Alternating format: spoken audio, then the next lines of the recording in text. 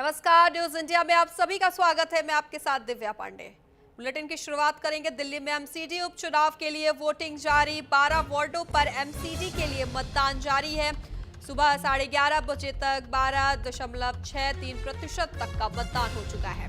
BJP और आम आदमी पार्टी के बीच कड़ा महामुकाबला है। ऐसे आपको बता दें, शाम 5:30 बजे तक होनी है मतगणना, वोटिंग होनी है। आपको बता दें, ऐसे में उपचुनाव के लिए मतदान जारी है। चुनावी मैदान में 26 महिलाएं समेत 51 उम्मीदवार हैं। तो बताएं आपको, जहां दिल्ली नगर निगम यानी कि एमसीडी के 12 वार्डों पर उपचुनाव हो रहा है। वोटिंग सुबह 7:30 बजे शुरू हुई है। शाम 5:30 बजे तक मतदान होना है। इस चुनाव में 51 उम्मीदवार मैदान में हैं। तो वहीं उपचुनाव का रिजल्ट 3 दिसंबर को आएगा। बता दें आपको, जहां इसी साल विधानसभा चुनाव में बीजेपी की जीत के बाद सीएम रेखा गुप्ता की यह पहली परीक्षा है। वहीं आम आदमी पार्टी सत्ता गंवाने के बाद वापसी की उम्मीद करेगी। साथ ही आपको बताएं, दिल्ली राज्य चुनाव आयोग के अनुसार 143 मतदान केंद्रों के 580 बूथों पर मतदान किया जा रहा है।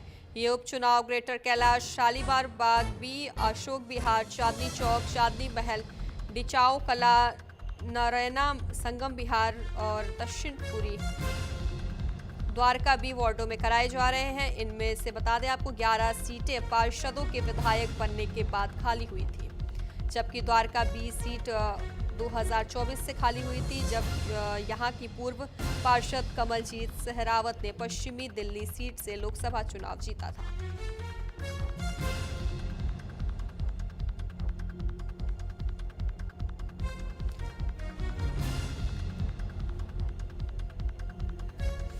तो बता दें आपको, जहां दिल्ली नगर निगम के 12 वार्डों पर उपचुनाव जारी है, वह वोटिंग हो रही है। ऐसे में वोटिंग सुबह 7:30 बजे से शुरू हुई है। तो वहीं शाम 5:30 बजे तक मतदान होना है। तो वहीं आपको साथ ही बता दें, इस चुनाव में 51 उम्मीदवार मैदान में हैं। उपचुनाव का रिजल्ट 3 दिसंबर को आना है।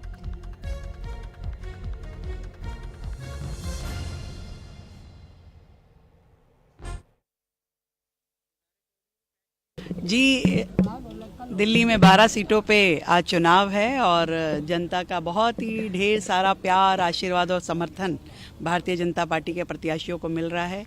बस मैं इतना निवेदन करना चाहूँगी सभी से कि अपने मत का प्रयोग ज़रूर करें, वोट डालने ज़रूर जाएं।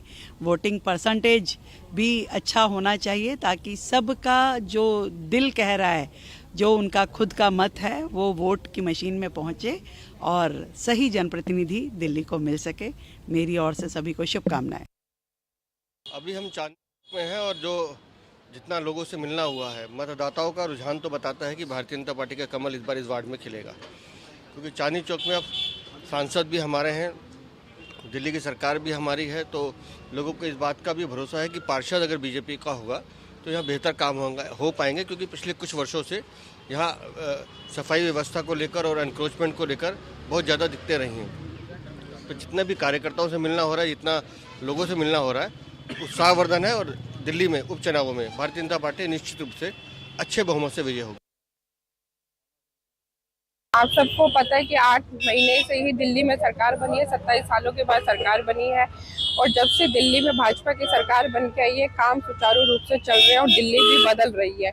मुद्दे तो वही थे कि जो हमेशा से रहते आए हैं, हमारा ऐसा कोई खास मुद्दा नहीं। मुझे इतना पता, जब भाजपा सरकार दिल्ली के अंदर है तो सभी मुद्दों को खत्म कर दें। कौन से मुद्दे हैं जिनको मैं वोटिंग किया हूँ? कमल का फूल आगे चल रहा है और जीतता रहे और जीतता ही रहेगा। क्या मुद्दे थे जिनको लेकर आपने वोट किया? ये मुद्दे थे, हमारे आदरणीय भारत के प्रधानमंत्री नरेंद्र मोदी जी ने जो विश्वास दिलाया जनता को, वो जनता ने सोच लिया है कि इनके अलावा हमारे पास कोई विश्वास नहीं है। जो हुआ अच्छा हुआ है।